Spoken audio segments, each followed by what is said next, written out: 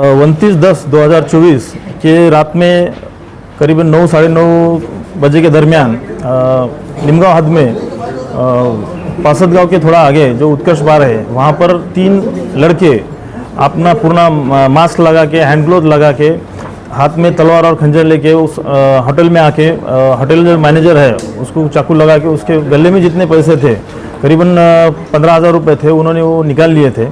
तो वो जो घटना है पूरी दहशत उन्होंने फैला के वो उस लोगों के पास से 15,000 निकाले थे। जब हमको मालूम हुआ तो हमने फिर हमारी टीम एलसीबी की टीम भेजे उधर, और वो जो गुनहगार की फुटेज और इतर जो माहिती ली है, गोपनीय माहिती, वो उसकी मदद से हमने उसमें 3 आरोपी अटक किए हैं। इसमें से जो 2 आरोपी है वो लिमगांव की घटना में है और तीसरा जो आरोपी है वो दूसरे घरफोड़ी में है। और इन्होंने जब घरफोड़ी किए तो इसमें करीबन एक 8-9 लोग में ऐसा फुटेज में दिख रहे हैं। तो इन अभी 3 लोग अटक है, बाकी लोगों के अटैक करने की प्रोसेस चालू है। इसके साथ ही इनके पास से 10 मोबाइल जब्त हुए हैं कि जो अभी हमने जब्त किए हैं, लेकिन उनका अभी जो मूल मालक है और उसके के बारे में गुना दाखिल है या नहीं अभी पता नहीं, लेकिन उसकी पूरी डिटेल लेके आगे की कार्रवाई कर चुके।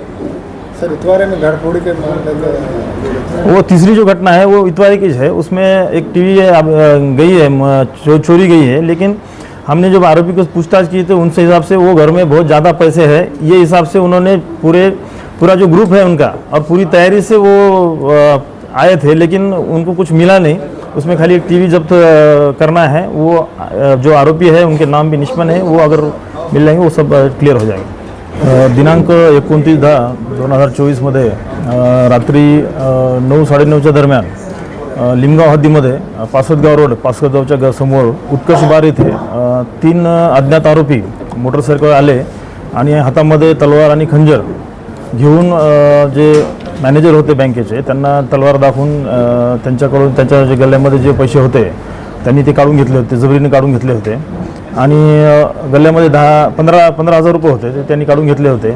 आणि ही सदरची जी घटना बघितली त्यामध्ये फुटेज पण आलेले आहेत। तर एकदम म्हणजे खूप त्या मॅनेजर आणि इतर लोक जे बारमध्ये अजून एक व्यक्ती होता, एकदम दहशतीचं वातावरण निर्माण करून हे त्यांनी असे 15,000 रुपये काढून घेतले होते।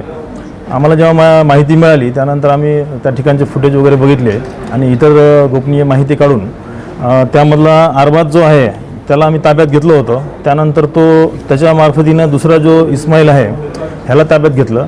असे एकूण 3 आरोपी आम्ही अटक केलेले आहेत।